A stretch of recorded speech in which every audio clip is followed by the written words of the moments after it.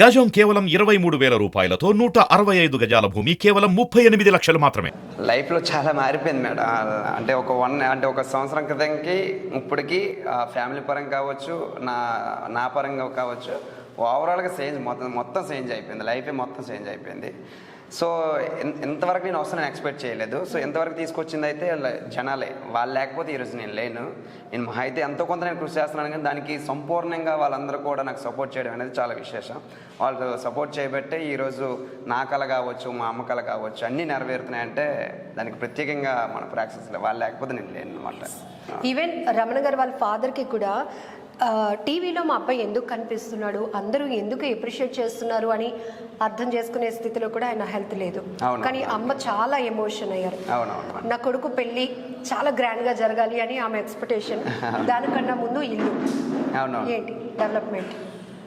ఇల్లు ఊర్లో మీరు లాస్ట్ టైం వచ్చింది ఉంది కదా, సో అది కాకుండా పక్కన ఒక 2 గదులు కట్టుకున్నాను అనమాట. అంటే ఎవరైనా ఫ్రెండ్స్ గట్ట వచ్చేటప్పుడు స్టే చేయడానికి ఇబ్బంది అవుతుంది, పండగ టైంలో గట్రా రిలేషన్స్ ఎవరైనా వస్తే ఇబ్బంది అవుతుందని రీసెంట్గా అది గృహప్రవేశం కూడా అయిపోయింది.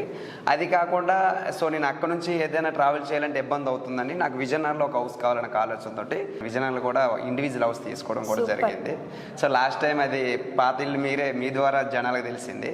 సో ఇది కూడా మీ ఛానల్ ద్వారా మరికొన్ని రోజుల్లో ఇది కూడా పరిచయం చేస్తా. ఈరోజు పబ్లిక్ నుంచి కూడా నేను కొన్ని క్వశ్చన్స్ అడగాలి అనుకుంటున్నాను. తప్పకుండా మేడం. ఎస్, అంటే ఒక టాలెంట్ ఉన్నప్పుడు పబ్లిక్ వాళ్ళ స్టేటస్, హోదా ఇవేమీ చూడకుండా ప్యూర్గా టాలెంట్ని ఎంకరేజ్ చేస్తున్నారు. ఇప్పటి వరకు మీరు కానీ లేకపోతే ఝాన్సీ కానీ కండక్టర్ ఇవన్నీ జరిగాయి. కొన్ని ఇప్పుడు కామెంట్స్లో కూడా కొన్ని అంటే కాంట్రవర్సీస్ ఎందుకు వస్తున్నాయి అంటే మొదట్లో వీళ్ళు బాగానే ఉంటున్నారు, మొదట్లో మేము పెరుగన్నాలు తిన్నాం, గంజన్నం తిని బ్రతికాం అంటున్నారు. రాను స్టేజ్ పెరుగుతున్న కొలది ఎందుకు ఆ డిఫరెన్సియేషన్కి వెళ్తున్నారు అని. సో ఈరోజు సుమన్ టీవీ నుంచి మీకు అంటే పబ్లిక్ మిమ్మల్ని ఎంత ఆదరిస్తున్నారో నేను చూపించా. దీని మీద కూడా మీకు మీ నుంచి వాళ్ళకి క్లారిటీ ఇవ్వాలి అనుకుంటున్నాను.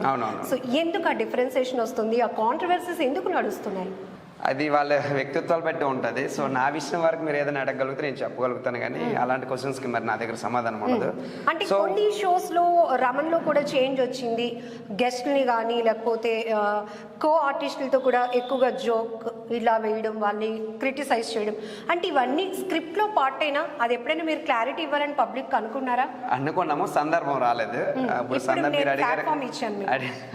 మీరు అడిగారు కాబట్టి అదంతా కూడా షో కోసమే తప్ప సో ఇన్నర్ ఫీలింగ్ అయితే ఏం కాదు. ఏం చెప్పాలనుకున్నదల్లా ఒకటే, నేను మారిపోయిన అనడానికి ఫ్రేమ్లో చూడడం లేకపోతే ఏదో టీవీలో చూడడం డిసైడ్ అయ్యే కంటే సో నా పక్క నుండి వాళ్ళు నాతో టైం స్పెండ్ చేసే వాళ్ళని అడిగి తెలిస్తే అప్పుడు రమణకి ఏమైనా మార్పు వచ్చిందా అనేది వాళ్ళు చెప్తారు. సో కొన్ని పరిస్థితులను బట్టి తప్పలేదు. రీసెంట్గా ఈ మధ్య కాలంలో విజయనగరం మా లోకల్ నేను అటు ఇటు వెళ్ళడం అది పెద్ద విషయమే కాదు. ప్రతిదానికి కారు ఏం చేస్తానని బైక్తో వెళ్ళా. ఇదేంటి సార్ మీరు బైక్తో వచ్చేసారనేసి సంథింగ్ అది వాళ్ళ దృష్టిలో నేను ఎలా ఉన్నానో నాకు తెలియదు. నేను సాధించేది చాలా తక్కువ. నేను ఇంత ముందు ఎలా ఉండాలనుకున్నాను అలాగే ఉండాలనుకుంటున్నాను. సో అది నేను ఎలా ఉండాలనుకుంటున్నాను అనేది వాళ్ళ జనాలకు నచ్చట్లేదు అనమాట. సో నేను బైక్ మీద వస్తే వాళ్ళకి నచ్చట్లేదు. ఫర్ ఎగ్జాంపుల్ ఈవెంట్కి ఇంతకుముందు క్యాబ్తో వెళ్ళిపోయేవాడిని. మీరేంటి సార్ క్యాబ్లో రావడం ఏంటి, మీరు అంత సెలబ్రేట్ అయ్యి ఉండి వాళ్ళ దృష్టిలో ఎక్కడ ఉన్నాను నాకైతే తెలియదు, కానీ నేనైతే సాధించింది చిన్నదే. సో జనాల కోసం కొన్ని పరిస్థితులను బట్టి అలా మారాల్సి వచ్చింది తప్ప, కానీ సో నా ఇన్నర్ ఫీలింగ్ అయితే అది కాదు.